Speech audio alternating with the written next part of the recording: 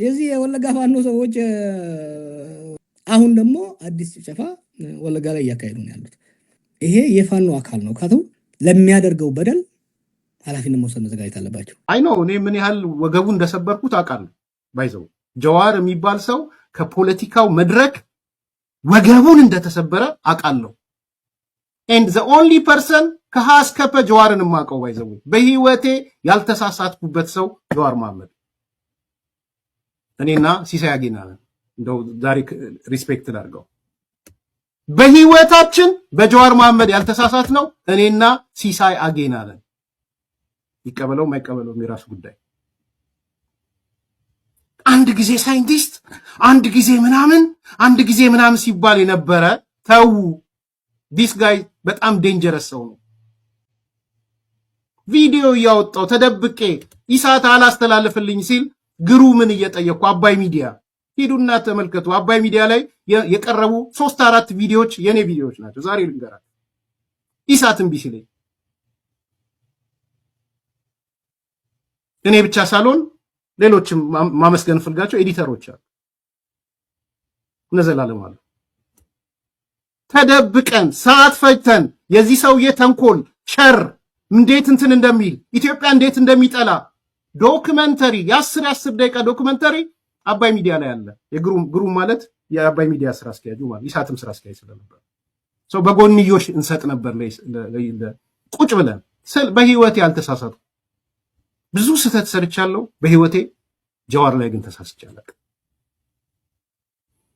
አሁንም በግራ በቀኝ ነው በጓደኞቹ አንዴ ከምናምን አንዴ ይሄ አይደለም ሲያስደውል ምን ሲል የነበረው ዘግቻቸው ነው። ኧረ እባክህ ኤርሚያስ በሱ ጉዳይ ላይ አቁም እንደዚህ ኖ አላቁምም። እስቲ ጎበስ ከሆነ ፍርድ ቤት ብሎ አላሄዳ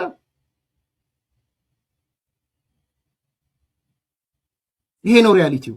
እዚህ ይለማመጣል። እሱም ይለማመጠው ነው ተገልብጦ መጥቶ ኤርሚያስ እንደዚህ ይብልጽግና ምናምን ይላል። አይደው የኢትዮጵያን አካሄድ ለመረዳት ከፈለጋችሁ እያንዳንዱን ፋክሽን እያንዳንዱን ክፍል መረዳት ያስፈልጋል። አንድ አይዲዮሎጂ ነው ብዙ ሰው ይዞ የሚንቀሳቀሰው እንደዚህ ሆነ ምናምን፣ ግን በጣም ሰፊ አይዲዮሎጂዎች አሉ በብሔረሰቦች ዘንድ በሃይማኖቶችም ዘንድ በሁሉም። ምን አለ መሰላችሁ አሁን የነ ጃዋር ከዚህ ከኦነጋውያን እይታ ጋር የመጣ ነው አስተሳሰባቸው። ተጨቁነናል ብለው ነው የሚያስቡት እና ሁለት ክፍሎቼ ተጨቁናል ብሎ ያስባል ጀዋርም የሱ ተከታዮችም ምናምን። ሃይማኖቴ እና ብሔሬ ብሎ ያስባል። ሃይማኖቴ ሙስሊም ነኝ የጨቆነችኝ ኦርቶዶክስ ተዋሕዶ ቤተክርስቲያን ነኝ እናት ብሎ ያምናል። ለዛ ነው በሜንጫ አንገቱን በለው ብሎ የተናገረው በአንድ ወቅት። ሌላኛው ደግሞ ብሔሬ ኦሮሞ ነው አማራ ጨቁኖኛል ብሎ ነው የሚያስበው ነፍጠኛ ምናምን እያለ እንዲህ አይነት አይዲዮሎጂዎች አላቸው እና ይሄ በጣም ጎጂው ክፍል ነው። ዛሬ ያለው ኦርቶዶክስ ተዋሕዶ ክርስቲያን የሃይማኖቱ ተከታይ ከየትኛውም ብሔር ይሁን፣ ሲቀጥል ዛሬ ያለው የአማራ ተወላጅ የየትኛውም ሃይማኖት ተከታይ ይሁን፣ ዛሬ ላይ ያለውን ኦሮሞ አልጨቆነም። ትናንትና ጨቆናን የሚሉ አሉ። ትናንትናም ሁሉም አልጨቆነም። የጨቆኑ ክፍሎች ነው ያሉት፣ ሰዎች ነው ያሉት፣ ግለሰቦች ነው ያሉት። እንደዛ ካለን ኦሮሞም ደግሞ ጨቆናል። እንደዛ ካለን እንደ ህዝብ ሳይሆን የጨቆኑ አሉ። እነሱም የሚያነሱት ሁሌም ቢሆን ታሪክን የሚጀምሩት ከ19ኛው ክፍለ ዘመን ከዳግማዊ አጼ ምኒልክ ጊዜ ጀምሮ ነው። አሁን ትልቁ ችግር እሱ ጋር ነው። ከዛም በፊት እኮ ታሪክ አለ እንዴ።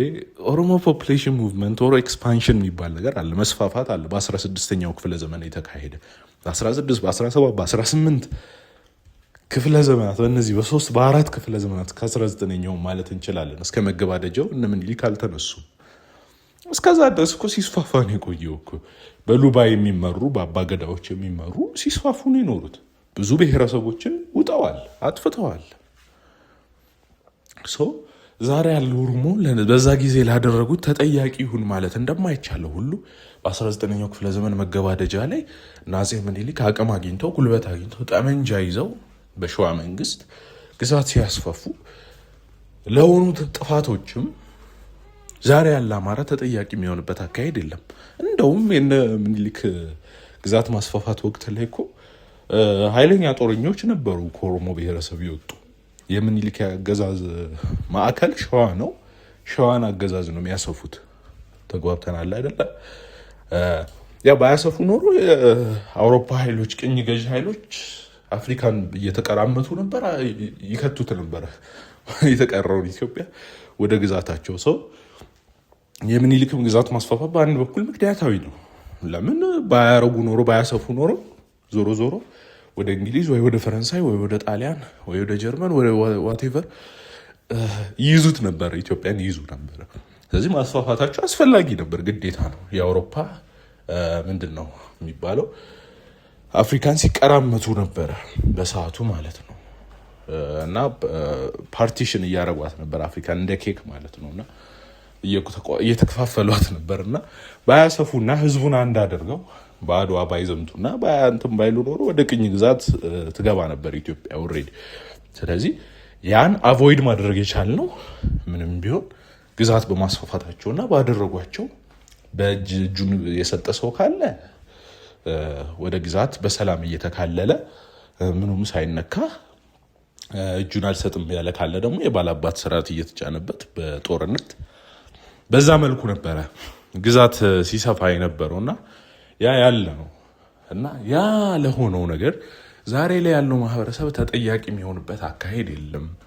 ስለዚህ አሁን የበዳይ ተበዳይ ትርክት ብዙ ዋጋ አስከፍሏል። አሁን ላይ እንትና ገሌ በድሎኛል፣ ገሌ እንዲህ ብሎኛል፣ እንዲህ ተደርገናል፣ እንዲህ ሆነናል የሚለው አይዲዮሎጂ በጣም ብዙዎችን ዋጋ እያስከፈል ነው። ግን ተበድለናል ከተባለ በድለናል የሚለው ሊመጣ ነው ማለት ነው። ለምን ከተባለ በአንዱ ዘመን አንዱ የሆነ ነገር አደረገ፣ በሌላኛው ዘመን ደግሞ ሌላው የሆነ ነገር አደረገ። ከዛ የሚወጣ ነገር አይደለም። ትናንት ለሆነው ዛሬ ሌላው ተጠያቂ የሚሆንበት አካሄድ የለም። ዛሬ ለሚሆነው ደግሞ ነገ የሚመጣው ተጠያቂ የሚሆንበት አካሄድ የለም። እና የአባት ዕዳ ለልጅ የሚባለውን ነገር እኔ አልስማማበትም በበኩሌ። የአባት ዕዳ ለራሱ ለአባት ይቅር፣ ልጁ ራሱን ችሎ ነው የሚወለደው። በረከት ካለ ይቀበል፣ ዕዳ ካለ ግን እዛው ራሱ አባቱ ይዞት ይሙት። እና እንደዛ ብለን ነው የምናስበው። እና ይሄ በጣም የበዳይ ተበዳይ ትርክት በጣም መጥፎ ነው። አጼዎቹ በድለውናል የሚል አይዲዮሎጂ አለ ወይ? ኢማሞቹ ሱልጣኖቹ በድለውኛል ማለት ይችላል ክርስቲያኑ። የአዳል ሱልጣኔት፣ የኢፋት ሱልጣኔት፣ የሸዋ ሱልጣኔት ምን ያህል ቤተክርስቲያን አውድሟል፣ ምን ያህል ክርስቲያኖችን ገሏል የሚለውን ደግሞ ማንሳት ይችላል። ስለዚህ አንዱ በድሎኛል አንዱ ተበድያለሁ ብቻ የሚለው ትርክት በራሱ ባዶ ሆኖ እናገኘዋለን። አንዱ በአንድ ወቅት በድሏል፣ ሌላ ጊዜ ሌላኛው በሌላ ወቅት በድሏል። እነ አፄ ዮሐንስ በድለውኛል የሚሉ ሰዎች እነ ኢማም አህመድ ግራኝ በድሏል ክርስቲያኖችን ለማለት ያፍራሉና መጠንቀቅ ያስፈልጋልና ለምንናገረው ማወቅ ያስፈልገናል። ይህ አይዲዮሎጂ ነው ብዙዎችን እኛ ተበዳይ ብቻ ነን የሚለው ነው የጎዳቸውና በድለናልም የሚለውን ለመቀበል ይፈልጉ። ባይበድሉ እንኳን አባቶቻቸው ባይበድሉ ኖሮ እነሱ ተበዳይ ብቻ እንኳን ቢሆኑ ዛሬ ላይ ያለውን ንጹህ ሰው ተጠያቂ ማድረግ አይችሉም። ያለፉት አልፈዋል። ከፈለጉ መቃብር ጋር ሄደው ይፈልጓቸው እንጂ ንጹህ ምንም ያላረጋቸውን ሰው መግደልና ማፈናቀል ጨቁኖኛል ማለት ልክ አይደለም። ለህዝባቸው ምንም ይዞላቸው የሚመጣ ነገር የለም። አኖሌን ሐውልት ከሚያቆሙ ውሃ ቆፍረው ቢያወጡበት እና የአካባቢውን ሰው ቢያጠጡ ይሻል ነበር ብዬ አስባለሁ። እናንተ ምን ታስባላችሁ? በኮሜንት ሴክሽን አሳውቁን። ላይክ፣ ሼር አድርጉ፣ ሰብስክራይብ አድርጉ። እናመሰግናለን።